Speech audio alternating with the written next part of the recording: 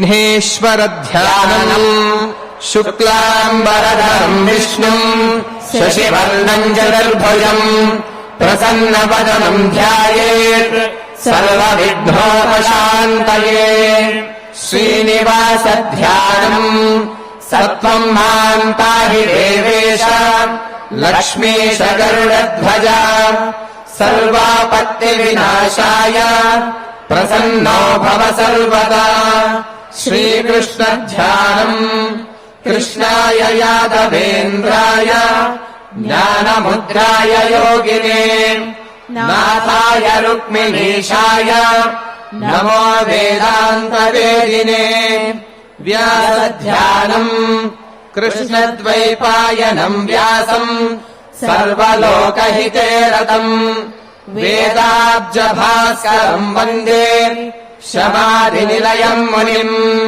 अथ सङ्कल्पः श्रीमदादिवराहक्षेत्रे विराजमानस्य श्रीमदखिलाण्डकोटिब्रह्माण्डनायकस्य श्रीवेङ्कटेश्वरस्वामिनः परिपूर्णानुग्रहेण सर्वेषाम् आस्तिकमहाजनानाम् आधिव्याधि निवृत्तिद्वारा आयुरारोग्यैश्वर्याभिवृद्ध्यर्थम् विशूचिकेत्यादि कृमिजनिता समस्तदुष्प्रभाव निर्मूलनद्वारा सकलश्रेयोभिवृद्ध्यर्थम् धर्मार्थकाममोक्षाख्य चतुर्विधा पुरुषार्थफलसिद्ध्यर्थम् समस्तपापक्षयार्थम्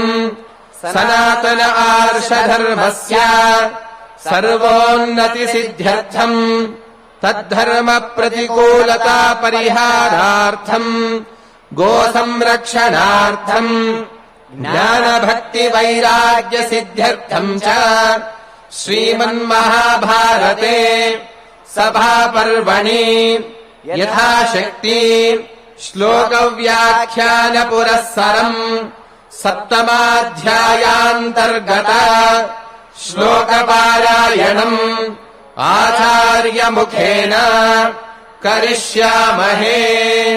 श्रीकृष्णपरब्रह्मणे नमः। श्रीवेङ्कटेशचरणौ शरणम् प्रपद्ये। नारायणम् नमस्कृत्य नरम् चैव नरोत्तमम् देवीम् सरस्वतीम् व्यासम् ततो जयमुदीरयेत्। శ్రీనివాసుని దివ్యానుగ్రహం చేత సభాపర్వంలో ఉన్నటువంటి అంశాలను ప్రస్తావన చేసుకుంటూ నిన్నటి రోజున ఇంద్ర సభ యొక్క వర్ణన నారద మహర్షి ధర్మరాజుకు తెలియజేస్తూ ఉన్నటువంటి అంశాలను ప్రస్తావించుకుంటూ అందులో ఎవరెవరైతే ఆ ఇంద్ర సభలో ఉన్నారో అలాగే ఆ ఇంద్ర సభ యొక్క విశేషణాలు ఏవైతే ఉన్నాయో వాటిని అన్నింటినీ కూడా మనం తెలుసుకుంటూ ఉన్నాం. నిన్నటి రోజున కొంతమంది దేవర్షులైనటువంటి వారు మహర్షులైనటువంటి వారు ఉన్నారు అని చెబుతూ అలాగే ఈ సభలో ఇంకా ఉన్నటువంటి కొంతమంది ప్రస్తావన చేస్తూ ఉన్నారు ఆయన నారద మహర్షి. అందులో ఇంద్ర సభలో ఉన్నటువంటి వీరందరి గురించి ప్రస్తావన చేసి నిన్నటి రోజున హరిశ్చంద్ర చక్రవర్తి యొక్క విశేషణాన్ని లేదా ఆయన ఆ ఇంద్ర సభలో ఉన్నాడనేటటువంటి విషయాన్ని ధర్మరాజుకు తెలియజేసి తర్వాత ఆయన మిగిలినటువంటి వారు ఎవరున్నారు అనేటటువంటి విషయాన్ని ధర్మరాజుకు ఉపదేశిస్తూ ఉన్నాడు. నారద ఉవాచ సహదేవ సునీతశ్చ వాల్మీకిశ్చ మహాతపాః శమీకః సత్యవాక్చైవ ప్రచేతాః సత్యసంగరః. ఆ ఇంద్రసభలో నిన్నటి వరకు చెప్పినటువంటి మహర్షులే కాకుండా ఇందులో సహదేవుడు, సునీతుడు, శమీకుడు, ప్రచేతుడు అనేటటువంటి వారు కూడా ఈ ఇంద్రసభలో ఉన్నారు అని అన్నాడు. ఇందులో సహదేవుడు అనేటటువంటి ఆయన చ్యవన మహర్షి కుమారునిగా, ఆ చ్యవన మహర్షి కుమారుడైనటువంటి సుదాసుని యొక్క కుమారుడిగా చెప్పబడినటువంటి వాడు. అలాగే సునీతుడు అనే పేరు కలిగినటువంటి ముని, ఈయన వాల్మీకి మహర్షి, మహాతపస్వి అయినటువంటి వాల్మీకి మహర్షి. అలాగే సత్యవాది అయినటువంటి శమీక మహాముని అని అన్నారు. ఈ శమీక మహాముని శృంగి యొక్క తండ్రిగా చెప్పబడ్డాడు. శృంగి అనంటే పరీక్షిన్ మహారాజును శపించినటువంటి ఆయన తన తండ్రి మెడలో చనిపోయినటువంటి ఆ పామును వేశాడన్నటువంటి కోపంతో పరీక్షిన్ మహారాజు వారం రోజుల్లో ఆయన చనిపోతాడని చెప్పి ఆయనకు శాపాన్ని ఇచ్చినటువంటి వాడు. అలాంటి శృంగి మహర్షి యొక్క తండ్రి అయినటువంటి శమీక మహాముని, అలాగే సత్యప్రతిజ్ఞుడైనటువంటి ప్రచేతుడు, ప్రచేతసుడు ప్రచేతుడు ఈ రెండూ కూడా ఒకే రకమైనటువంటి అర్థాన్ని ఇస్తాయి. అలాగే వాల్మీకి తండ్రిగా కూడా చెప్పబడినటువంటి మునిగా ఈయన ప్రస్తావించబడ్డాడు. వీరందరూ కూడా ఇంద్రసభలో ఉన్నారు. మేధాతిర్వామదేవ పులస్త్య పులః క్రతు మరుత్తశ్చ మరీచిశ్చ స్థాణుశ్చాత్ర మహాతపాః. అలాగే మేధాతిథి అని అన్నారు. కణ్వ మహర్షి యొక్క కుమారుడైనటువంటి మేధాతిథి, అలాగే ఆత్మజ్ఞాన సాధన చేసి అమృతతత్వాన్ని అంటే మరణమే లేనటువంటి విధంగా అమృతతత్వాన్ని పొందినటువంటి వామదేవ మహర్షి, సప్త ఋషుల్లో ప్రశస్తి చెందినటువంటి బ్రహ్మమానస పుత్రులైనటువంటి పులస్త్యుడు, పులహుడు, క్రతువు అనేటటువంటి మహర్షులు, యోగసిద్ధుడైనటువంటి మరుత్ మహర్షి, బ్రహ్మమానస కుమారుడైనటువంటి మరీచి, మహాతపస్వి అయినటువంటి స్థాణువు, వీళ్ళందరూ కూడా ఆ సభలో ఉన్నారు అని అన్నాడు. కక్షీవాన్ గౌతమస్తార్క్ష్య తథా వైశ్వానరో ముని షడర్తుః కవశో ధూమ్రః రైభ్యో నరపరావసు స్వస్త్యాత్రేయో జరత్కారుః కహోలః కాశ్యపస్తథా. ఈ మహర్షుల యొక్క నామస్మరణ అంటే మహర్షుల యొక్క పేరును తలుచుకోవడం అనేటటువంటిది అనేక రకములైనటువంటి శుభాలను అనుగ్రహింపజేస్తుంది అని నారద మహర్షి ఆయా సభల్లో ఉన్నటువంటి విశేషమైనటువంటి మహర్షుల పేర్లన్నింటినీ కూడా ఇక్కడ ప్రస్తావిస్తూ ఉన్నారు. అలా ప్రస్తావన చేస్తూ దీర్ఘతముని కుమారుడైనటువంటి కక్షీవంతుడు అని అన్నాడు. నిన్నటి రోజున దీర్ఘతముడు అనేటటువంటి మహర్షి కూడా ఇంద్రసభలో ఉన్నారని చెప్పుకున్నాం. పుట్టుగ్రుడ్డి అయినటువంటి ఆ మహర్షి యొక్క కుమారుడుగా కక్షీవంతుడనేటటువంటి వాడు, ఆయన కూడా గొప్ప తపస్సంపన్నుడైనటువంటి ఋషి, ఋక్సంహితలో ఉన్నటువంటి కొన్ని సూత్రాలకు ద్రష్టగా కూడా చెప్పబడినటువంటి వాడు అని అన్నారు. అలాగే బ్రహ్మమానస కుమారుడైనటువంటి గౌతమ మహర్షి, కశ్యప మునికే తార్క్ష్య మహాముని అని ఇంకొక పేరు ఉంది. ఆయన ఆ ఇంద్రసభలో ఉన్నాడు. ఈయన ధనువు కశ్యపుల కుమారుడైనటువంటి వైశ్వానరముని ఉన్నాడు. అలాగే షడర్తు మహర్షి, కవశుడు, ధూమ్రుడు, అరావసు పరావసుల తండ్రి అయినటువంటి రైభ్య మహాముని. ఈ అరావసు పరావసుల యొక్క వృత్తాంతాన్ని గతంలో ధర్మరాజు సభ ప్రవేశం చేసేటప్పుడు ఉన్నటువంటి ఋషులలో వీరి గురించి మనం ప్రస్తావన చేసుకున్నాం. ఆ ఋషులు ఇద్దరూ కూడా యవక్రీతుడనేటటువంటి ఆయన వృత్తాంతంలో వీరిద్దరి యొక్క చర్చ కూడా వచ్చి, ఎవరైతే సక్రమంగా అధ్యయనం చేస్తారో గురుముఖతః అధ్యయనం చేసినటువంటి వాడే సమస్తమైనటువంటి విద్యలను చక్కగా పొందగలుగుతాడు అన్నటువంటి దృష్టాంతానికి వీరిద్దరి కథను కూడా చెప్పారు అక్కడ. అలాగే నలుడు పరావసు అని అన్నారు. ఈ రైభ్య మహర్షి కుమారుడే అరావసుడు యొక్క సోదరుడు పరావసు అనేటటువంటి వాడు. స్వస్త్యాత్రేయ అని ఒక మహర్షి, అగస్త్య మహాముని శిష్యుడు, మహాజ్ఞాని అయినటువంటి వాడు. అలాగే జరత్కారువు అని అన్నాడు. ఈ జరత్కారుడు యాయావర వంశమున జన్మించినటువంటి ఒక బ్రహ్మర్షి. అలాగే ఆయన తన తండ్రులకు ఆ పితృలోకాలకు వెళ్ళడానికి అనుమతించడం కోసమని తన పేరుతో సమానమైనటువంటి ఆమెనే పెళ్లి చేసుకోవాలి అని వాసుకి చెల్లెలైనటువంటి జరత్కారువును వివాహమాడినటువంటి వాడు. ఆయన జరత్కార మహర్షిగా ప్రసిద్ధి చెందినటువంటి వాడు. కహోలుడు, కాశ్యపుడు అనేటటువంటి ఈ ఋషులందరూ కూడా ఇంద్రసభలో ఉన్నారయ్యా అని అన్నారు. వీరితో పాటుగా విభాండక మహాముని, విభాండకర్ఋష్య శృంగౌచ ఉన్ముఖో విముఖస్తథా ముని కాలక వృక్షీయ ఆశ్రావ్యోద హిరణ్మయ. ఇక్కడ విభాండకర్ష్య శృంగవు అని అన్నారు. విభాండక మహాముని అలాగే ఋష్యశృంగులు అని అన్నారు. విభాండకుడేమో కశ్యప మహర్షి యొక్క కుమారుడు.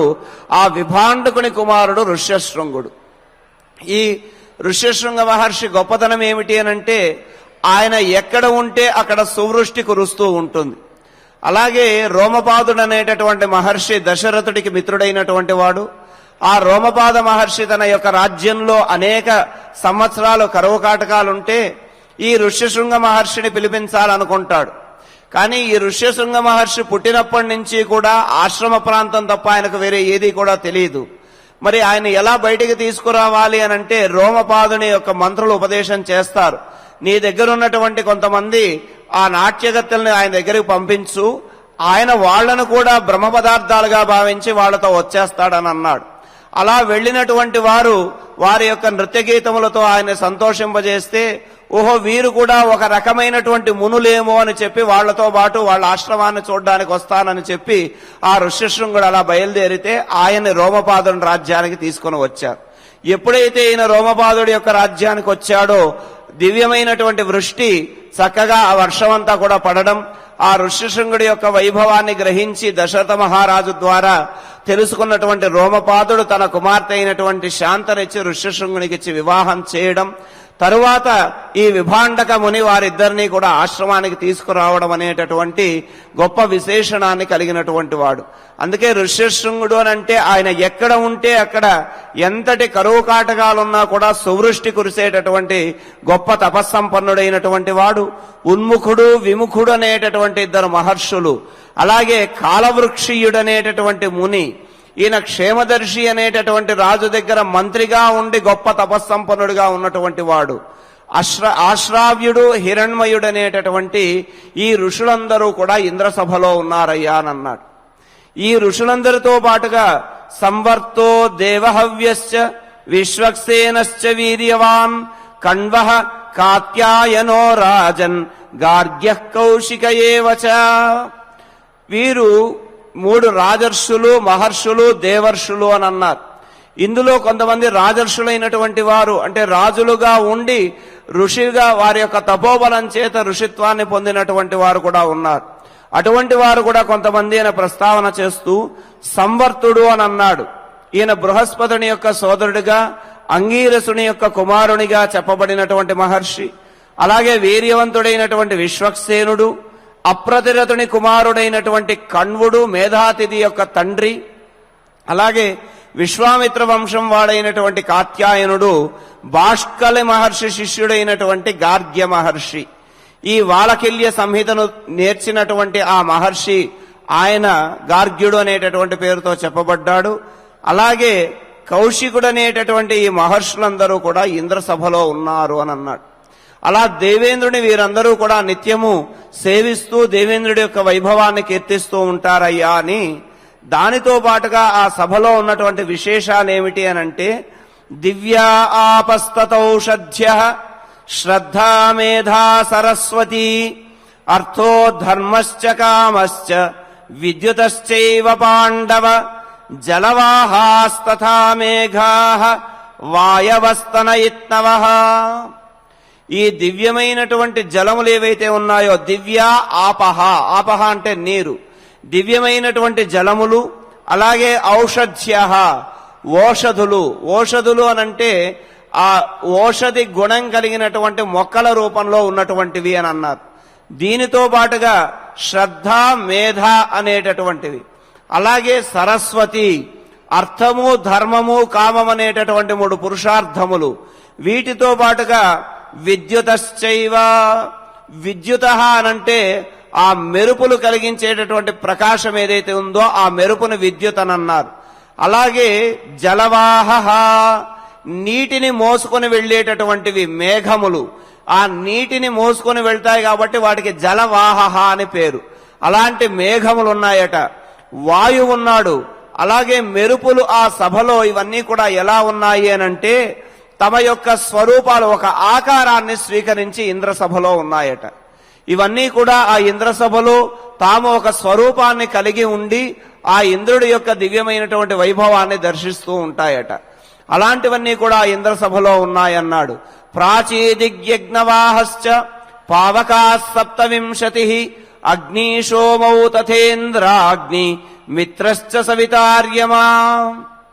దీనితో పాటుగా ఇంద్రసభలో ఉన్నటువంటి విశేషం ఏమిటి అనంటే తూర్పు దిక్కు కూడా తాను ఒక స్వరూపాన్ని ధరించి ఉంటుందట. అందుకే ఆయన తూర్పు దిక్కుకు అధిపతి ఇంద్రుడిగా చెప్పబడ్డారు. ఆ తూర్పు దిక్కు ఇంద్రసభలో ఉంది. యజ్ఞ హవిస్సును తీసుకుని వెళ్లేటటువంటి 27 రకాల అగ్నులున్నాయట. సాధారణంగా ఈ అగ్ని హోత్రవాహన అంటే ఆ ఇచ్చేటటువంటి హవిస్సును దేవతలకు తీసుకుని వెళ్లేటటువంటి వాడు. అగ్నిముఖాహ వైదేవాహ అని అంటారు. ఆ దేవతలు అగ్నిముఖములు అని అంటే అగ్ని ద్వారా ఆ హవిస్సులను పొందేటటువంటి వారు అని. అలా ఆ అగ్ని ఈ హవిస్సులను తీసుకెళ్లేటటువంటి వారు. యజ్ఞవాహాశ్చ పావకాహ 27. 27 రకాలైనటువంటి అగ్నులు ఆ ఇంద్రుడి సభలో తమ యొక్క స్వరూపాలతో ఆ హవిస్సును తీసుకుని వెళ్తూ ఉంటారని అన్నాడు. ఇక్కడ వ్యాఖ్యాకారులు అంటారు, నిరమత్స్యో వైద్యుత శూర సంవర్తో లౌకికస్తథా జాఠరో విషగ క్రవ్యాత్ క్షేమవాన్ వైష్ణవస్తథా దస్యుమాన్ బలదశ్చైవ శాంతః పుష్టో విభావసు జ్యోతిష్మాన్ భరతో భద్రః స్విష్టకృద్వసుమాన్ క్రతుః సోమశ్చ పితృమాంశ్చైవ పావకాః 27. ఇందులో ప్రధానంగా ఉన్నటువంటి 3 త్రేతాగ్నులనేటటువంటి పేరుతో ప్రధానమైనటువంటి దక్షిణాగ్ని, గార్హపత్యాగ్ని, అలాగే ఆహవనీయాగ్ని అనేటటువంటి 3 అవి ఉండేటటువంటి స్థానములు బట్టి వాటికి ఉన్నటువంటి పేర్లను ఇక్కడ ఒక 27 రకాలుగా చెప్పబడ్డాయి. అవి ప్రధానంగా ఏమిటి అనంటే, ఈ యజ్ఞవేదికకు దక్షిణ దిక్కుగా ఉండేటటువంటిది దాని దక్షిణాగ్ని అని, అలాగే గార్హపత్యం అనేటటువంటిది యజ్ఞశాల యందు ఆ గార్హపత్య కుండం ఏదైతే ఉందో అది గుండ్రని ఆకారంలో పడమటి వైపున ఉంటుంది. అలాగే ఆహవనీయము, ఈ ఆహవనీయ కుండము అనేటటువంటిది యజ్ఞశాలకు తూర్పు వైపు నలుచదురంగా అంటే ఒక చతురస్రాకారంలో ఏర్పరుస్తారు. వీటిలో ఆహుతుల్ని ఇస్తూ ఉంటారు అని అన్నారు. ఇలా ఈ 3 నుంచే ఉన్నటువంటి వాటిల్లో వివిధ రకములైనటువంటివి చెప్పారు. ఒక పురాణంలో 49 రకాలైనటువంటి అగ్నులు మనకు కనిపిస్తూ ఉంటాయి. అలాగే నిర్మత్స్యము అనంటే ఇది మథనము ద్వారా, మథించడము అనంటే ఒక కొయ్య నుంచి పుట్టేటటువంటి అగ్ని. యజ్ఞమునకు కావలసి వచ్చినప్పుడు అరణి అని అంటారు. అరణి అనంటే ఒక కొయ్య ఉండి దాని మీద కొయ్య పెట్టి ఇలా చిలికితే దాని నుంచి వచ్చేటటువంటి అగ్నిని తీసుకొని ఆ యజ్ఞాదులన్నీ కూడా నిర్వహణ చేస్తారు. అటువంటి నిర్మత్స్యము అని అన్నారు.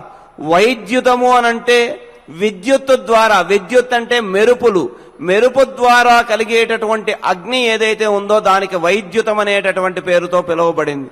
అలాగే శూరాగ్ని, సంవర్తాగ్ని అని అన్నారు. సంవర్తాగ్ని అంటే ప్రళయకాలంలో వచ్చేటటువంటి అగ్ని ఏదైతే ఉందో దానికి సంవర్తాగ్ని అని పేరు. లౌకికాగ్ని అని అన్నారు. సంస్కరించబడినటువంటి అగ్ని ఏదైతే ఉందో దానికి లౌకికమైనటువంటి అగ్నిగా చెప్పబడింది. జాఠరం, జఠర సంబంధమైనటువంటి అగ్ని అంటే మానవ శరీరంలో ఉదరంలో ఈ పొట్ట భాగంలో ఉండేటటువంటి జఠరాగ్ని. ఆ అగ్ని మనం తీసుకునేటటువంటి ఆహారాన్నంతటినీ కూడా పచనం చేస్తుంది. అలా పచనం చేయగలిగేటటువంటి దాన్ని జాఠరాగ్ని అని అన్నారు. అలాగే విషాగ్ని, క్రవ్యాగ్ని అని అన్నారు. శరీరాన్ని దహించేటటువంటి అగ్ని ఏదైతే ఉందో దానికి క్రవ్యాగ్ని అని పేరు. క్షేమవంతం, వైష్ణవం, దస్యుమంతం, బలదం, శాంతదం ఇవన్నీ కూడా ఆయా స్థానములను బట్టి ఉన్నటువంటి అగ్నులుగా చెబుతూ ఇవన్నీ కూడా 27 రకాలైనటువంటి అగ్నులు కూడా ఆ ఇంద్రసభలో హవిస్సులను తీసుకొని వెళ్తూ ఉంటాయి అని అన్నారు. వీటితో పాటు అగ్నిదేవుడు ఇంకా ఎవరున్నారు ఇక్కడ అంటే అగ్నిశోమౌ. అగ్నిశోమ అంటే అగ్నిదేవుడు, చంద్రుడు, వీరిద్దరూ కూడా. తథేంద్రాగ్ని, ఇంద్రాగ్నులు అనేటటువంటి ఇద్దరు. అలాగే మిత్రశ్చ సవితార్యమా, మిత్రుడు, సవిత, ఆర్యమ అనేటటువంటి 3. వీరెవరు అంటే 12 ఆదిత్యులు అని చెబుతారు. సూర్యుడు 12 రకాలైనటువంటి పేర్లతో వ్యవహరించబడతాడు. చైత్రమాసం నుంచి ఆయన ఈ పుష్యమాసం వరకు కూడా, ఈ ఫాల్గుణ మాసం వరకు కూడా ఆయన సంచారం చూస్తే ప్రతి మాసంలో కూడా ఒక్కొక్క పేరుతో ఒక్కొక్క సూర్యుడు ఆయన సంచారం చేస్తూ ఉంటాడు. అలా సంచారం చేస్తున్నటువంటి వారిలో ధాత, అర్యమ, మిత్ర, వరుణ, ఇంద్ర, వివస్వన్, త్వష్ట, విష్ణు, అర్యమ, భగ, పూష, క్రతు అనేటటువంటి పేర్లతో 12 మంది సూర్యుల యొక్క సంచారాన్ని చెబుతాడు.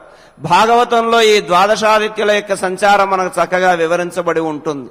అలా ఈ 12 మందుల్లో ఈ ఇంద్రసభలో ఉన్నటువంటి మిత్ర, సవిత, అర్యమ అనేటటువంటి వాడు. మిత్రుడు అనేటటువంటి సూర్యుడు జ్యేష్ఠ మాసంలో తాను సంచరిస్తూ ఉంటాడు. అలాగే అర్యముడు మార్గశిర మాసంలో సంచరిస్తూ ఉంటారు. దీనితో పాటుగా భగో విశ్వేశాధ్యాశ్చ గురు శుక్రస్తథైవ చ విశ్వావసుశ్చిత్రసేన సుమంతస్తరుణస్తథా. భగుడనేటటువంటి సూర్యుడు, ఆయన పుష్యమాసంలో సంచారం చేస్తూ ఉండేటటువంటి సూర్యుడికి ఉన్నటువంటి పేరు. తరువాత విశ్వే దేవతలు ఉన్నారట. ఎవరయ్యా ఈ విశ్వే దేవతలు అనంటే దక్షుని కుమార్తె అయినటువంటి విశ్వ అనేటటువంటి ఆవిడికి సంతానంగా కలిగినటువంటి వారు.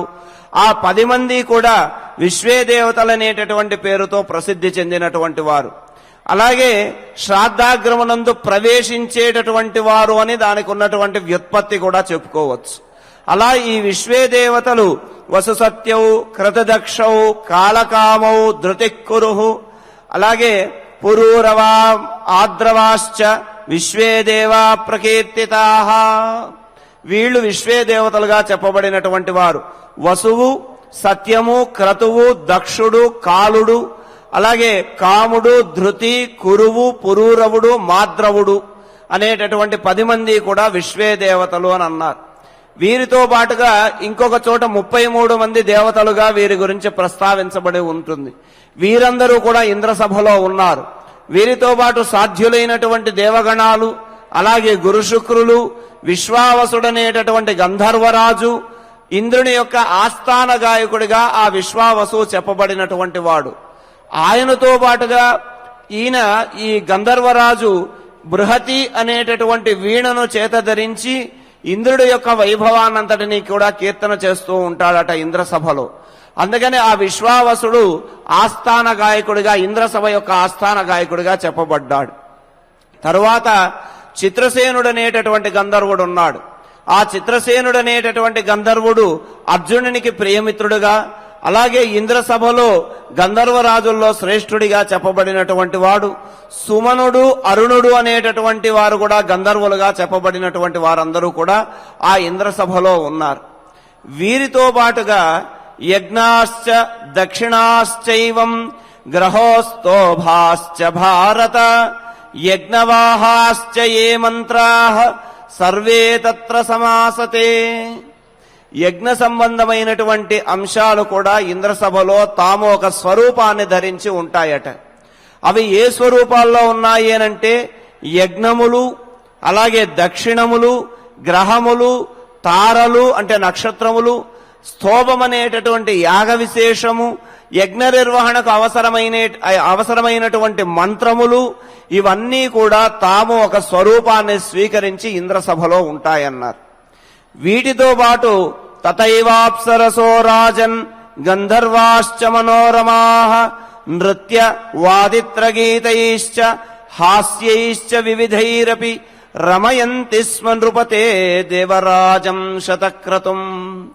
దేవరాజైనటువంటి శతక్రతుడికి ఆనందాన్ని కలిగించాలని, అలాగే ఆ రాజు యొక్క దివ్యమైనటువంటి పరాక్రమ విశేషాలన్నింటినీ కూడా కీర్తిస్తూ అప్సరసలు చక్కగా నృత్యాన్ని చేస్తూ ఉంటే, గంధర్వులందరూ కూడా మనోహరమైనటువంటి గానములు చేస్తూ ఉంటే, మనోరంజకమైనటువంటి దృశ్యములతో ఆ సభ విరాజిల్లుతూ నృత్య వాదిత్ర గీతైశ్చ, ఇలా ఆటపాటలతో చక్కగా ఆనందాన్ని కలిగించేటటువంటి విధంగా హాస్యైశ్చ, హాస్యభరితమైనటువంటి సన్నివేశాలన్నీ కూడా ఉంటూ ఆ విన్యాసాలతో వివిధ రకములైనటువంటి ఆనందాలతో ఆ దేవరాజు యొక్క వైభవాన్నంతటినీ కూడా సంకీర్తన చేస్తూ ఉన్నటువంటి సభగా అది కనిపిస్తుంది. ఆ ఇంద్రసభలో అలాగే స్తుతిభిః మంగళైశ్చైవ స్తువంతః కర్మభిస్తత విక్రమైశ్చ మహాత్మానం బలవృత్ర నిషూదనం. ఈ దేవేంద్రుడి యొక్క వైభవం ఏదైతే ఉందో ఆ వైభవాన్ని మంగళమైనటువంటి స్తుతులతో వాళ్ళు కీర్తిస్తూ ఉన్నారు. అంతేకాదు, ఈయన ఒకప్పుడు వృత్రాసురుడనేటటువంటి రాక్షస సంహారం చేశాడు. ఆ వృత్రాసుర సంహారం యొక్క వైభవాన్ని, ఆ వృత్రాసురుని ఏ విధంగా సంహరించి తన యొక్క పరాక్రమాలన్నింటినీ కూడా ప్రకటించాడో ఆ దివ్య వైభవాన్నంతటినీ కూడా వీళ్ళు కీర్తిస్తూ ఉంటారట. అలాగే ఆయన చేసినటువంటి ఘనకార్యాలు వీర గాథలు ఏవైతే ఉన్నాయో వాటినన్నింటినీ కూడా ఈ గంధర్వులు గానం చేస్తూ ఉంటే ఆ ఇంద్ర సభలో శచీదేవితో పాటు తాను సింహాసనం మీద కూర్చొని ఆనందాన్ని అనుభవిస్తూ ఉంటాడు ఈ దేవేంద్రుడు అని అన్నారు. అలాగే బ్రహ్మరాజర్షయశ్చైవ, ఇప్పటి వరకు మనం కొంతమంది దేవర్షుల సభలో ఉన్నారని చెప్పాం. అలాగే దేవర్షులైనటువంటి వారే కాకుండా అప్పుడప్పుడు కూడా ఇంద్ర సభకు కొంతమంది వచ్చి ఇంద్రునితో చర్చ చేసి ఆయనతో మాట్లాడి వెళుతూ ఉంటారట. బ్రహ్మరాజర్షయశ్చైవ సర్వే దేవర్షయస్తథా విమానైర్వివిధైః దివ్యైః దీప్యమానా ఇవాగ్నయః. వాళ్ళు ఎటువంటి వారు అనంటే అగ్నిలాగా ప్రకాశిస్తూ గొప్ప తేజస్సంపన్నులైనటువంటి బ్రహ్మర్షులు వాడు. అటువంటి బ్రహ్మర్షులందరూ కూడా దేవర్షయ, దేవర్షులైనటువంటి వారు, బ్రహ్మర్షులైనటువంటి వారు, అగ్నితో సమానమైనటువంటి కాంతితో ప్రకాశించేటటువంటి వారు, తెల్లని విమానాలతో విమినైః దివ్యైః దీప్యమానాః, దివ్యమైనటువంటి ఆ విమానాలలో ఈ ఇంద్రసభకొచ్చి అక్కడ స్రగ్విణో భూషితా సర్వే యాంతి చాపరే. అది కూడా వాళ్ళు ఏ విధంగా ఉంటారు అంటే స్రగ్విణ భూషితాహ అని అన్నాడు. అంటే చక్కటి పూలమాలలను వస్త్రాభరణాలను ధరించి ఆ తెల్లని విమానాలను అధిరోహించి ఇంద్రుడి యొక్క సభకు వచ్చి ఆ ఇంద్రుడి సభలో అక్కడ ఉన్నటువంటి మహర్షులతో గాని దేవేంద్రుడితో గాని వారు సంప్రదించి తరువాత వచ్చి వెళ్తూ ఉంటారయ్యా. ఆ సభ అంత విశేషమైనది అని అన్నాడు. అంతేకాకుండా బృహస్పతిశ్చ శుక్రశ్చ నిత్యమాస్తాం హి తత్ర వై, ఆ సభలో దేవగురువైనటువంటి బృహస్పతి గారు అలాగే రాక్షస గురువైనటువంటి శుక్రాచార్యులు వీరిద్దరూ కూడా ఆ సభలో ఉంటారు, వారు ఎల్లప్పుడూ కూడా ఆ సభలో ఉంటారు అని అన్నాడు. ఏతేచ అన్యేచ బహవః మహాత్మానో యతవ్రతాః, దీనితో పాటుగా పవిత్రులైనటువంటి వారు, వ్రతనిష్ట కలిగినటువంటి వారు, మహానుభావులైనటువంటి వారు అనేక మంది ఈ ఇంద్రసభలో ఉంటారు అని చెప్పనన్నాడు. వీరందరూ కూడా ఆ ఇంద్రుడిని సేవిస్తూ ఇంద్రుడి యొక్క వైభవాన్ని కీర్తిస్తూ ఆ ఇంద్రసభలో ఆనందంగా ఉంటారయ్యా. విమానైశ్చంద్రసంకాశైః సోమవత్ ప్రియదర్శనాః బ్రహ్మణ సదృశా రాజన్ భృగుః సప్తర్షయస్తథా. ఇప్పటి వరకు వీరందరి గురించి కూడా చెప్పిన తరువాత వీరందరూ కూడా చంద్రప్రకాశంతో వెలుగొందుతూ ఉన్నటువంటి దివ్యమైనటువంటి విమానాలను అధిరోహించి ఆ దేవేంద్రుడి సన్నిధికి వచ్చి వెళ్తూ ఉంటారు అని అన్నాడు.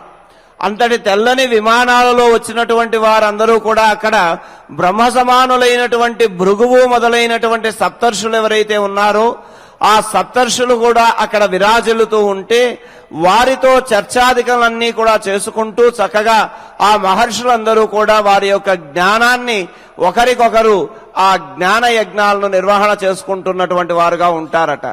అలా ఆ ఇంద్రసభ దేదీప్యమానంగా ప్రకాశిస్తోంది అని చెప్పాడు. ఏషా సభామయా రాజన్ దృష్టా పుష్కరమాలిని శతక్రతోర్మహాబాహో యామ్యామపి సభాం శృణు. ఈ విధంగా గొప్పదైనటువంటి ఆ ఇంద్రసభ, దానికి పుష్కరమాలిని అనేటటువంటి పేరు. పుష్కరమాలిని అని ఎందుకు అనంటే అది గొప్ప కమలములతో శోభితమై విరాజిల్లుతూ ఉన్నటువంటి పురం కనుక ఆ సభకు పుష్కరమాలిని అని అన్నారు. అలా ఆ పుష్కరమాలిని అనేటటువంటి పేరు కలిగినటువంటి ఇంద్రసభను నేను చూశాను అని అన్నాడు. ఇలా ఈ ఇంద్రసభలో ఉన్నటువంటి వైభవాన్నంతటినీ కూడా తెలియజేసిన తరువాత ఆయన అంటున్నాడు, ఓ మహాబాహో యమసభను కూడా వివరిస్తాను ఆలకించవయ్యా అని అన్నాడు. అలా ఇంద్రసభలో కావలసినటువంటి ఒక చిన్న రహస్యాన్ని ధర్మరాజుకి చక్కగా తెలియజేశాడు. ఆ ధర్మరాజు యొక్క నోటి నుంచి వచ్చినటువంటి వాక్యేమిటి, మాట ఏమిటి అనంటే ఈ పంచలోకపాలకుల యొక్క సభ ఏదైతే ఉందో వాటి వివరణ కావాలి అని అన్నాడు. నారదుడికి సర్వము తెలిసినటువంటి వాడు ఆయన, త్రికాలవేత్త అయినటువంటి ఆ నారదుడికి తెలుసు ఏది చెప్పాలో, ఏది ఎదుటి వారి దగ్గర నుంచి చెప్పించాలో. అలా చెప్పించడం కోసమే ఆయన అన్నాడు, ఆ ధర్మరాజు అడిగినటువంటి ఆ సభా విశేషము మయసభదైతే ఆయన ధర్మరాజు నోటి నుంచి లోకపాలకుల సభా విశేషణాన్ని అడిగించాడు. అలా అడిగించడంలో ఉన్న ఆంతర్యం ఏమిటి అనంటే, ఇక్కడ ఇప్పుడు ఇంద్రసభలో హరిశ్చంద్ర మహారాజు ఉన్నాడు అనేటటువంటి దాన్ని, అంటే అనేక మంది మహర్షులు, అలాగే అనేక దివ్యమైనటువంటి విశేషాలు, అందులో ఉన్నటువంటి మూర్తిభూతములైనటువంటి విశేషాలు, వీటినన్నింటినీ కూడా ప్రస్తావన చేసి ఇందులో ఒక రాజుగారు ఒకళ్లే ఉన్నారని చెప్పాడు. అది గుర్తుపెట్టుకున్నాడు ధర్మరాజు. తరువాత యమసభ గాని, వరుణ సభ గాని, కుబేర సభ గాని, బ్రహ్మసభ గాని ప్రస్తావన చేసేటప్పుడు ఇంకా ఎవరెవరున్నారు అనేటటువంటి అంశాలను ప్రస్తావనకు వచ్చినప్పుడు ధర్మరాజు గారికి ఒక సందేహం కలుగుతుంది. ఆ సందేహమే ఎదర ఉన్నటువంటి కథకంతటికి కూడా కారణమవుతుంది. అది చెప్పడం కోసమనే నారద మహర్షి తాను త్రికాలవేత్త గనుక ధర్మరాజు గారి ద్వారా ఆ ప్రశ్న వేయించాడు. నాకు వీటినన్నింటినీ కూడా వినాలని కుతూహలంగా ఉంది అని అన్నాడు. అందుకని ఈయన విస్తారంగా ఈ సభా వైభవాన్నంతటిని కూడా చెబుతున్నాడు. ఇలా ఇంద్రసభ వైభవాన్నంతటినీ కూడా తెలిపారు. యమసభ వైభవాన్ని మనం రేపటి రోజున తెలుసుకుందాం. ఈ రోజు ఈ ఇంద్రసభ విశేషణాలన్నింటినీ కూడా చక్కగా తెలియజేయడంతో మనం 7వ అధ్యాయాన్ని పూర్తి చేసుకున్నాం. రేపు 8వ అధ్యాయం యమసభా వర్ణన అనేటటువంటి అంశాలు తెలుసుకుందాం. ఈ ఇంద్రసభ విశేషాలను తెలియజేసేటటువంటి శ్లోకాలను ఆచార్యముఖతః మనం ఒకసారి చక్కగా పారాయణ చేసుకొని తర్వాత కార్యక్రమాన్ని కొనసాగించుకుందాం. ఓం నమో వెంకటేశాయ. అథ శ్రీమహాభారతే సభాపర్వాంతర్గత లోకపాల సభాఖ్యానాహ్వయ పర్వణి సప్తమోऽధ్యాయః నారద ఉవాచ సహ దేవః సునీతశ్చ వాల్మీకిశ్చ మహాతపాః శమీకः సత్యవాక్చైవ ప్రచేతాः సత్యసంగరः మేధాతిథిర్వామదేవः పులస్త్యః పులః క్రతుః మరుత్తశ్చ మరీచిశ్చ స్థానుశ్చాత్ర మహాతపాః కక్షీవాన్ గౌతమస్తార్క్ష్యః తథా వైశ్వానరో మునిః షడర్తుః కవశో ధూమ్రః రైభ్యో నలపరావసు స్వస్త్యాత్రేయో జరత్కారుః కహోలః కాశ్యపస్తథా విభాండకరుష్య శృంగౌ చ ఉన్ముఖో విముఖస్తథా మునిః కాలకవృక్షీయః ఆశ్రావ్యోథ హిరణ్మయః సంవర్తో దేవహవ్యశ్చ విశ్వక్సేనశ్చ వీర్యవాన్ కణ్వః కాత్యాయనో రాజన్ గార్గ్యః కౌశిక ఏవ చ దివ్యా ఆపస్తథౌషధ్యః శ్రద్ధా మేధా సరస్వతి అర్థో ధర్మశ్చ కామశ్చ విద్యుతశ్చైవ పాండవ జలవాహాస్తథా మేఘాః వాయవస్తనయిత్నవః ప్రాచీదిగ్యజ్ఞవాహశ్చ పావకాः సప్తవింశతిః అగ్నిశోమౌ తథే తథేంద్రాగ్ని అగ్ని సోమో తథేంద్రాగ్ని మిత్రశ్చ సవితార్యమా మిత్రశ్చ సవితార్యమా భగో విశ్వే సాధ్యాశ్చ భగో విశ్వే సాధ్యాశ్చ గురుః శుక్రస్తథైవ చ గురుః శుక్రస్తథైవ చ విశ్వావశుశ్చిత్రసేనః విశ్వావసుశ్చిత్రసేనః సుమనస్తరుణస్తథా సుమనస్తరుణస్తథా యజ్ఞాశ్చ దక్షిణాశ్చైవం యజ్ఞాశ్చ దక్షిణాశ్చైవం గ్రహాస్తోభాశ్చ భారత గ్రహాస్తోభాశ్చ భారత యజ్ఞవాహాశ్చ ఏ మంత్రాః యజ్ఞవాహాశ్చ ఏ మంత్రాః సర్వే తత్ర సమాసతే సర్వే తత్ర సమాసతే తథైవాప్సరసో రాజన్ తథైవాప్సరసో రాజన్ గంధర్వాశ్చ మనోరమాః గంధర్వాశ్చ మనోరమాః నృత్యవాదిత్రగీతైశ్చ నృత్యవాదిత్రగీతైశ్చ హాస్యైశ్చ వివిధైరపి హాస్యైశ్చ వివిధైరపి రమయంతి స్మ నృపతే రమయంతి స్మ నృపతే దేవరాజం శతక్రతుం దేవరాజం శతక్రతుం స్తుతిభిర్మంగళైశ్చైవ స్తుతిభిర్మంగళైశ్చైవ స్తువంతః కర్మభిస్తథా స్తువంతః కర్మభిస్తథా విక్రమైశ్చ మహాత్మానం విక్రమైశ్చ మహాత్మానం బలవృత్రనిషూదనం బలవృత్రనిషూదనం బ్రహ్మరాజర్షయశ్చైవ బ్రహ్మరాజర్షయశ్చైవ సర్వే దేవర్షయస్తథా సర్వే దేవర్షయస్తథా విమానైర్వివిధైర్దివ్యైః విమానైర్వివిధైర్దివ్యైః దీప్యమానా ఇవాగ్నయః దీప్యమానా ఇవాగ్నయః స్రగ్విణో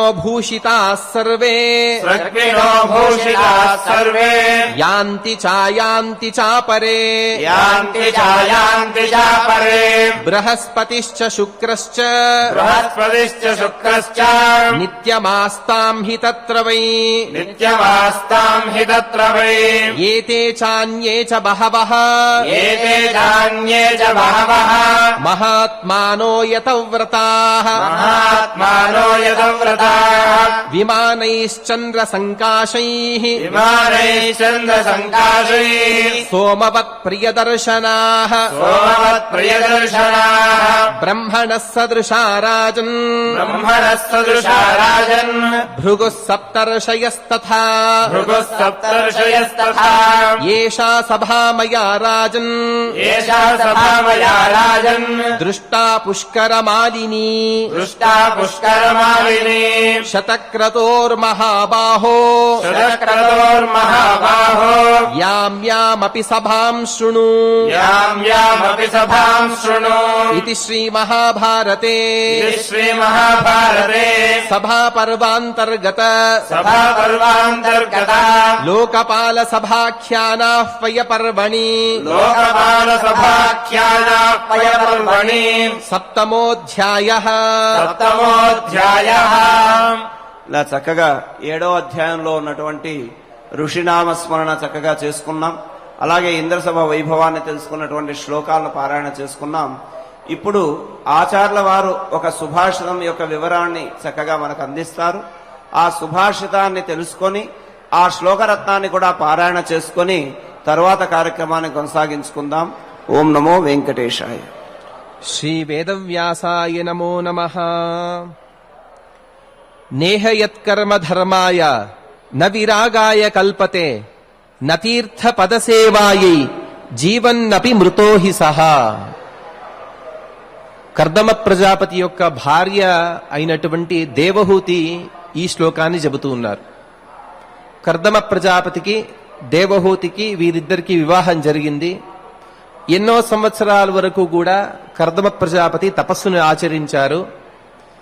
కొద్ది కాలం తర్వాత కర్దమ ప్రజాపతి ఆ దేవహూతిని అడుగుతూ ఉన్నారు, నీకేదైనా వరం కావాలా అనగా ఎన్నో వందల సంవత్సరాల వరకు కూడా తదేక దీక్షతో కర్దమ ప్రజాపతి తను తపస్సుని ఆచరిస్తూ ఉంటే ఆ కర్దమ ప్రజాపతిని సేవించడం మాత్రమే తన ధర్మము అని ఆ కర్దమ ప్రజాపతి యొక్క సేవలో తత్పరురాలుగా ఆ దేవహూతి ఉన్నారు. ఎటువంటి సుఖాన్ని కూడా తను కోరుకోలేదు ఇంతకాలం కూడా. తపస్సంతా అయిపోయింది. తపస్సు చివరికి వచ్చిన తర్వాత కర్దమ ప్రజాపతి అడిగిన విధంగా తన సుఖాలని కోరుకుంది. సామాన్యమైనటువంటి దంపతులు ఏ సుఖాలైతే కోరుతారో అటువంటి సుఖాన్ని, కేవలం శారీరక సుఖాన్ని కోరలేదు, నాకు సత్సంతానం కావాలి అని కోరుకున్నారు. కొన్ని వందల సంవత్సరాల వరకు కూడా కర్దమ ప్రజాపతి దేవహూతితో సహా అనేక వనాలకు వెళ్లి అక్కడ విహరించి వచ్చేశారు. దాదాపుగా 100 సంవత్సరాలు అని చెబుతారు. 100 సంవత్సరాల విహారం తర్వాత ఇక కర్దమ ప్రజాపతి తను తపస్సుకు వెళ్లే సమయం,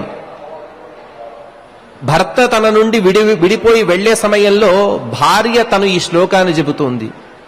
ఇంతదాకా కూడా నేను ఎన్నో మీకు సేవలు చేశాను, ఆ సేవలకి ఫలంగా ఏం కావాలి అంటే ఏదో విషయాన్ని కోరుకున్నాను కదా.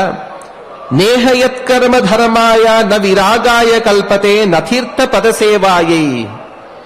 ధర్మాన్ని ఆచరిస్తే ప్రతిఫలంగా ఏం కోరుకోవాలి అంటే ధర్మాన్నే కోరుకోవాలట. ఈ విషయాన్ని పూర్వమే మనం ఇక్కడ ప్రస్తావించుకున్నాం. ధర్మానికి ఫలంగా ధర్మాన్నే కోరుకోవాలి. ఏం కోరుకోవాలి అంటే 3 రకాలైనటువంటి ధర్మాలను చెబుతారు. ఒకటి కర్మ, సత్కర్మ. ఆ సత్కర్మకి ఫలంగా ధర్మమే కావాలని కోరుకోవాలి. లేకపోతే న విరాగాయ కల్పతే, వైరాగ్యమైనా కోరుకోండి అని చెబుతారు. సత్కర్మ చేసిన తర్వాత పరమాత్మ ఈ సత్కర్మకు ఫలంగా ఐహికమైనటువంటి పదార్థాలపై మాకు విరక్తిని ప్రసాదించు అని కోరుకోవాలి. లేకపోతే నతీర్థ పదసేవాయి, పుణ్యక్షేత్రాల యొక్క సందర్శన.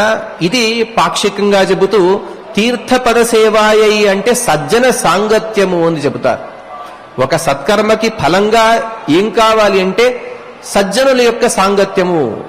పదే పదే సజ్జనులతో మేము కలిసి ఉండాలి, వారి ద్వారా భగవంతుని యొక్క తత్వాలను ఉపదేశంగా పొందాలి. ఈ విధమైనటువంటి 3 కోరికలను మాత్రమే కోరుకోవాలి. ఇవి తప్ప వేరే ఏదైనా కోరితే ఏమి అంటే ఆ దేవహూతి చాలా నిష్ఠురంగా చెబుతున్నారు. జీవన్నపి మృతోహి సహా, వాడు బతికి ఉంటాడు అంటే ఐహికమైనటువంటి ఫలాన్ని కోరినవాడు, నశ్వరమైన ఫలాన్ని కోరినవాడు బతికుంటాడు, కానీ వాడు చనిపోయినట్టే, వాడు మృతుడే, వాడు బతికి కూడా ఉపయోగం లేదు అని చెబుతూ సాహం భగవతా నూనం వంచితా మాయయా భృశం యాత్వాం విముక్తిదం ప్రాప్య నముముక్షేహ బంధనాత్. స్వామి దేవహూతి కర్దమ ప్రజాపతిని సంబోధించేది ఎంత బాగుందంటే భగవతః నూనం సాహం, ఇంత గొప్పవారైనటువంటి నిన్ను భర్తగా పొంది ఏం కావాలి అంటే నేను కోరుకున్నది ఏమిటంటే సత్సంతానము లేకపోతే సుఖాలని కోరుకున్నాను. అహం వంచిత మాయయా భృశం, పరమాత్మ యొక్క మాయ, ఆ మాయ వలన నేను వంచితురాలనైపోయాను, నేను మోసపోయాను అని చెబుతా. నేను కోరుకోవాల్సింది ఏమేంటే యాత్వం విముక్తిదం ప్రాప్య, ఏం కావాలి అని అతను దేవహూతి కర్దమ ప్రజాపతి అడిగినప్పుడు స్వామి నాకు మోక్షం కావాలి అని నేను అడిగుంటే మీరు నాకు మోక్షాన్నే ముక్తినే ప్రసాదించేవారు. కానీ నేనే అడిగిందేంటి? సత్సంతానమో సుఖాలో వీటిని కోరుకున్నాను. నముముక్షేహ బంధనాత్, ఇటువంటి బంధనం నుండి సంసారం నుండి నాకు ముక్తి లేదా అని తను అడుగుతోంది. మనకు కూడా ఇప్పుడు ఎన్నో శాస్త్రాల్లో చెబుతూ ఉంటారు తత్రాపి జన్మ శతకోటిషు మానవత్వం. మానవుడిగా పుట్టాము, మనం ఏదైనా సాధించవచ్చు. మానవుడే మహనీయుడు అని చెప్పారు. మానవుడు తలుచుకుంటే ఏదైనా సాధించవచ్చు. కానీ మనం ఏం చేస్తున్నామంటే ఐహికమైనటువంటి పదార్థాలలోనే వాటి విషయాలు, ఆ విషయాల యొక్క భోగము వాటిలోనే మునిగిపోతూ ఉన్నాము. మనము ప్రయత్నిస్తే ఖచ్చితంగా కూడా మనకు ముక్తి దొరుకుతుంది. ఒక చిన్న కథను కూడా మనం ఉదాహరించుకోవచ్చు. పూర్వం ఒకప్పుడు ఒక సామాన్య మానవుడు తను వనంలో సంచరిస్తూ ఒక వనానికి వెళ్ళాడట. ఆ వనంలో ఎక్కువ చెట్లు లేవు, ఉన్న చెట్లన్నీ కూడా ఎండిపోయాయి. కాస్త ముందుకెళ్ళాడు. ముందుకెళ్ళి చూస్తే ఒక చెట్టు మాత్రం మంచి ఫలపుష్ప భరితంగా మామిడి చెట్టు కనబడుతుంది. ఆ చెట్టును చూశాడు, ఆశ్చర్యపోయాడు. మిగతా ఏ చెట్లకు లేని వైభవం దీనికి ఎలా వచ్చింది? ఇది కల్పవృక్షమేమో అని తను సందేహపడుతున్నాడు. కల్పవృక్షానికి ఉన్నటువంటి గుణాలు తెలుసు కాబట్టి అంత ఫలపుష్ప భరితంగా కనబడుతోంది, చాలా బాగుంది చెట్టు, ఇది కల్పవృక్షమా, సరే ఒక ప్రయత్నం చేసి చూద్దామని అనుకున్నాడు. ఇది కల్పవృక్షం అయితే నాకిప్పుడు ఆకలిగా ఉంది కాబట్టి నాకు మంచి పంచభక్ష పరమాన్నాలు కావాలి అని కోరుకున్నాడు. వెంటనే అతనికి పంచభక్ష పరమాణాలు వచ్చేసాయి. అర్థమైపోయింది, ఓ ఇది కల్పవృక్షమే. తర్వాత అతను ఏం ఆలోచిస్తున్నాడంటే, సరే పంచభక్ష పరమాణాలను స్వీకరించాడు, ఆకలి తీరింది, దప్పిక కూడా తీరిపోయింది, నీటిని స్వీకరించాడు, బాగా పడుకుంటే బాగుంటుంది, మంచి శయ్య మంచం కావాలి అన్నాడు. అలాగే మంచం కూడా వచ్చింది. ఇంతదాకా నడిచి వచ్చాను కదా, నా కాళ్ళు పట్టేవారు ఎవరు లేరు, ఒక సుందరాంగి వస్తగిన నా కాళ్ళు పట్టొచ్చు కదా అని కోరుకున్నాడు. అలాగే ఒక సుందరాంగి స్త్రీ కూడా వచ్చింది. అంతదాకా బాగున్నాడు. తర్వాత అతను ఆలోచించేది ఏమంటే, ఇది కల్పవృక్షమని అతనికి ఇంతదాకా కూడా తెలుసు, ఆ కల్పవృక్షం యొక్క ఫలాలను కూడా పొందాడు. అప్పుడు అతను మనసులో ఆలోచిస్తున్నాడు, ఇది దెయ్యమేమో అని అనుకున్నాడు. వెంటనే ఆమె దెయ్యంగా మారిపోయింది. అయ్యో దెయ్యం కదా, నన్ను తినేస్తుందేమో అని కూడా అనుకున్నాడట. వెంటనే అమాంతంగా ఆమె లేచి తన్ని మింగేసింది. అంటే ఆ మనిషి ఎవరో కాదు, మనమే. సామాన్యములైనటువంటి మానవులము. మనకు పరమాత్మ ఏమిచ్చాడు అంటే గొప్పదైనటువంటి మానవ జన్మ ఇచ్చాడు. ఈ మానవ జన్మ ద్వారా మనం ఏమైనా సాధించుకోవచ్చు. కానీ మనమేం చేస్తున్నామంటే ఈ లోకంలోనే ఉంటూ ఈ లోకంలో కలిగేటువంటి నశ్వరమైన అల్ప సుఖాలనే మాత్రమే మనం కోరుకుంటూ వాటిలోనే తిరుగుతూ, అనగా భూలోకము, స్వర్గము, నరకము, ఈ 3 లోకాలకు మాత్రమే మనం వెళ్లి వస్తున్నాం గాని తర్వాతి లోకాలు ఏవైతే ఉన్నాయో మోక్షాది లోకాలు, వాటిని కోరుకోవటం లేదు. ప్రాప్య నమోక్షేహ బంధనాత్, దేవహూతి చెప్పినట్టుగానే ఈ బంధనం నుండి, ఈ సంసారం నుండి ముక్తిని మనం ఖచ్చితంగా కూడా పొందేటువంటి అవకాశాన్ని పరమాత్మ మనకిచ్చాడు గాని మనం వాటిని సద్వినియోగం చేసుకోవటం లేదు అనే ఒక గొప్ప వృత్తాంతాలని ఈ 2 శ్లోకాలు కూడా మనకు చెబుతూ ఉన్నాయి. అందుకోసం మనము ధర్మాచరణ చేసినా కూడా ఆ ధర్మాచరణకి ఫలంగా పరమాత్మ యందు మనం ఈ సభాపర్వం యొక్క సంకల్పంలో కూడా చెప్పుకుంటూ ఉంటాం, జ్ఞాన భక్తి వైరాగ్య సిద్ధ్యర్థం. ఏమీ కోరుకోకూడదట, కేవలం జ్ఞానాన్ని, పరమాత్మ నీ పాద పద్మలముల యందు భక్తిని, విరక్తి భావాన్ని, ఈ 3టిని మాత్రమే మనం కోరుకోవాలి అనే ఒక గొప్ప సందేశాన్ని ఈ సుభాషితాలు తెలుపుతున్నాయి. ఇటువంటి 2 సుభాషితాలు మనం ఇప్పుడు పారాయణ చేసుకుందాం. నేహ యత్కర్మ ధర్మాయ న విరాగాయ కల్పతే న తీర్థపద సేవాయై జీవన్నపి మృతో హి సహ సాహం భగవతో నూనం వంచితా మాయయా భృశం యాత్వాం విముక్తిదం ప్రాప్య నముముక్షేహ బంధనాత్. ఈ 2 సుభాషితాల్ని చక్కగా పారాయణం చేసుకుందాం. ఇప్పుడు తిరుమల తిరుపతి దేవస్థానం అన్నమాచార్య ప్రాజెక్టు కళాకారులైనటువంటి శ్రీమాన్ పొన్న రాజేష్ కుమార్ గారు వారి బృందంతో సహా గోవిందనామ సంకీర్తన కార్యక్రమాన్ని నిర్వహిస్తారు. అందులో మనం కూడా పాల్గొందాం. ఆ గోవిందనామాల యొక్క శ్రవణం చేద్దాం, గోవిందనామాలను కీర్తిద్దాం. ఓం నమో వెంకటేశాయ.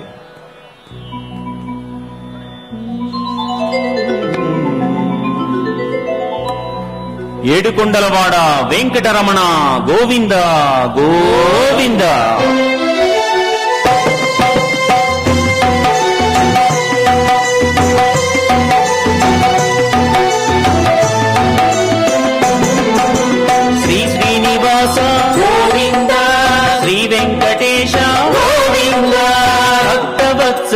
గోవింద భాగవత ప్రియ గోవింద నిత్య నిర్మల గోవింద నీలమేఘ శ్యామ గోవింద పురాణ పురుష గోవింద పుండరీకాక్ష గోవింద నందనందన గోవింద నవనీత చోర గోవింద పశుపాలక శ్రీ గోవింద పాప విమోచన గోవింద దుష్ట సంహార గోవింద దురిత నివారణ గోవింద పాలక గోవింద కష్ట నివారణ గోవింద గోవింద హరి గోవింద గోకుల నందన గోవింద గోవింద హరి గోవింద గోకుల నందన గోవింద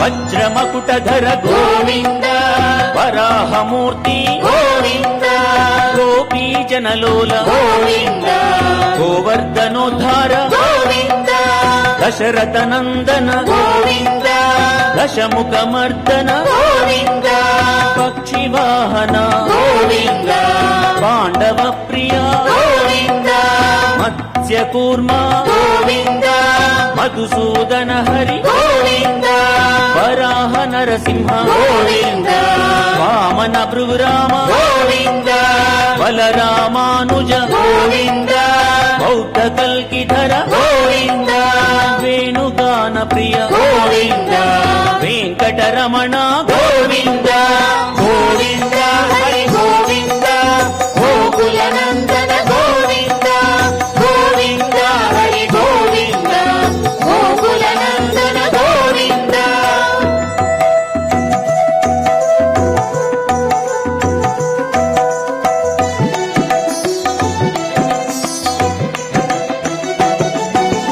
సీతానాయక గోవింద శ్రిత పరిపాలక గోవింద హరిత జన పోషక గోవింద ధర్మ సంస్థాపక గోవింద అనాథ రక్షక గోవింద ఆపద్బాంధవ గోవింద శరణాగత వత్సల గోవింద కరుణాసాగర గోవింద కమలదలాక్ష గోవింద కామిత ఫలద గోవింద పాప వినాశక గోవింద పాహి మురారే గోవింద శ్రీముద్రాంకిత గోవింద శ్రీవత్సాంకిత గోవింద ధరణీ నాయక గోవింద దినకర తేజ గోవింద గోవింద హరి గోవింద గోకుల నందన గోవింద గోవింద హరి గోవింద గోకుల నందన గోవింద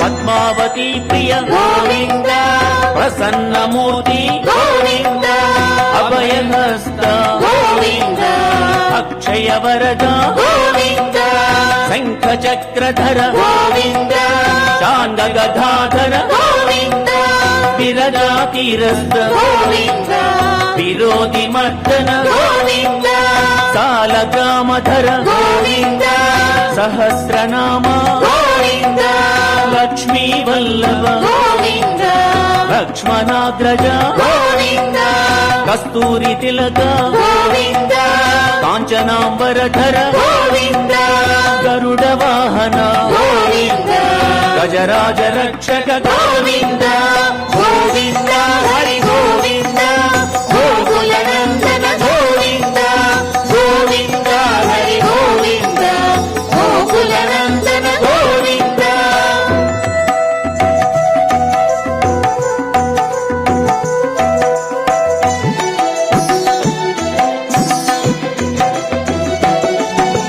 వానర సేవిత గోవింద వారధి బంధన గోవింద సప్తగిరీశ గోవింద ఏక స్వరూప గోవింద శ్రీరామకృష్ణ గోవింద రఘుకుల నందన గోవింద ప్రత్యక్ష దేవ గోవింద పరమ దయాకర గోవింద వజ్ర కవచధర గోవింద వైజయంతి మాల గోవింద వడ్డికాసులవాడ గోవింద వసుదేవతనయ గోవింద బిల్వ పత్రార్చిత గోవింద భిక్షుక సంస్కృత గోవింద శ్రీ పుండోప గోవింద శివకేశవమూర్తి గోవింద గోవింద హరి గోవింద గోకుల నందన గోవింద గోవింద హరి గోవింద గోకుల నందన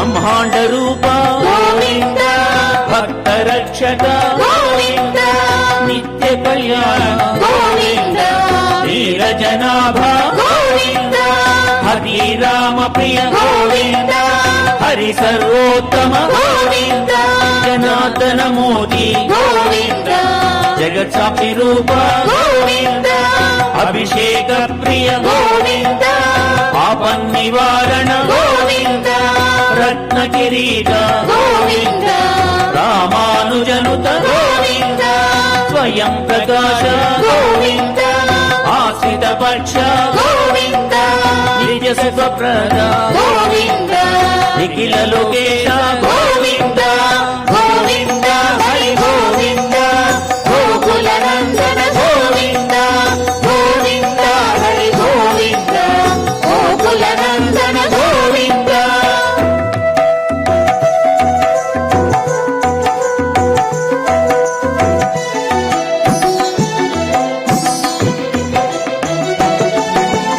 ఆనంద రూప గోవింద ఆద్యంతరహిత గోవింద ఇహ పరదాయక గోవింద ఇభరాజ రక్షక గోవింద పరమ దయాళో గోవింద పద్మనాభ హరి గోవింద తిరుమల వాస గోవింద తులసీ వనమాల గోవింద శేష సాయినే గోవింద శేషాద్రి నిలయ గోవింద మత్స్యావతార గోవింద ఏడుకొండలవాడ గోవింద గోవింద హరి గోవింద గోకుల నందన గోవింద గోవింద హరి గోవింద గోకుల నందన గోవింద గోవింద హరి గోవింద గోకుల నందన గోవింద గోవింద హరి గోవింద గోకుల నందన గోవింద గోవింద హరి గోవింద గోకుల నందన గోవింద గోవింద హరి గోవింద గోకుల నందన గోవింద గోవింద హరి గోవింద గోకుల నందన గోవింద గోవింద హరి గోవింద గోకుల నందన గోవింద గోవింద హరి గోవింద గోకుల నందన గోవింద గోవింద హరి గోవింద గోకుల నందన గోవింద ఏడుకొండలవాడ వెంకటరమణ గోవింద గోవింద ఆపద ముక్కులవాడ అనాథ రక్షక గోవింద గోవింద గోవింద గోవింద గోవింద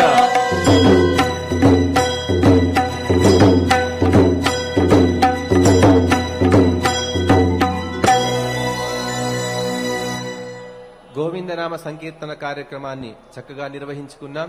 ఇప్పుడు క్షమా ప్రార్థనాదులను అందరము కలిసి పలికి ఈ కార్యక్రమాన్ని మంగళాంతంగా పూర్తి చేసుకుందాం.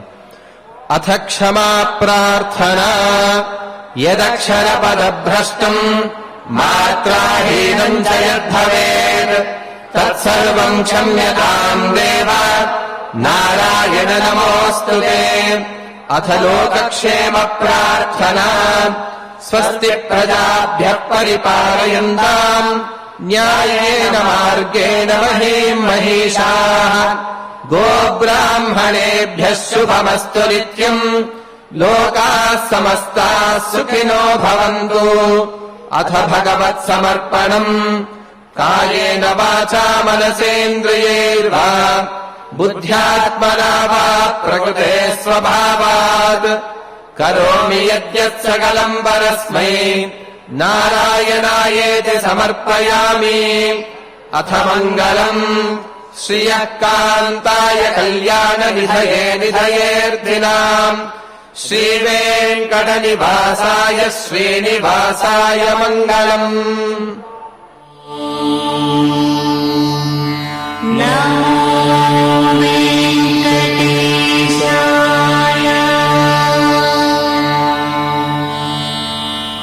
ఓం